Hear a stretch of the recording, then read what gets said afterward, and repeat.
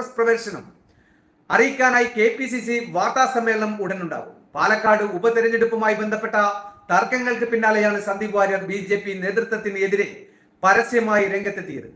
ഒരു ഫേസ്ബുക്ക് പോസ്റ്റിലൂടെ തനിക്ക് പാർട്ടിക്കുള്ളിൽ നേരിടേണ്ടി വന്ന അവഗണനകൾ സന്ദീപ് അറിയുന്നു. പിന്നീട് സന്ദീപ് വാര്യർ CPM-ലേക്ക് ചേക്കേറിയേക്കുമെന്നും റിപ്പോർട്ടുകൾ ഉണ്ടായിരുന്നു. സന്ദീപ് വാര്യരെ മുതിർന്ന CPM നേതാവ് AK ബാലൻ പരസ്യമായി സ്വാഗതം ചെയ്യുകയും ചെയ്തിരുന്നു.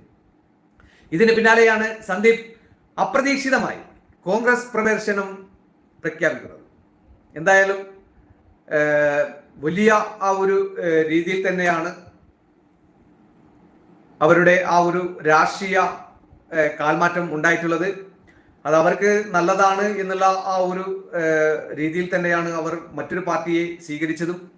അപ്പോൾ ആ പാർട്ടിയെ സ്വീകരിച്ചു എന്ന് വിചാരിച്ച് അവരെ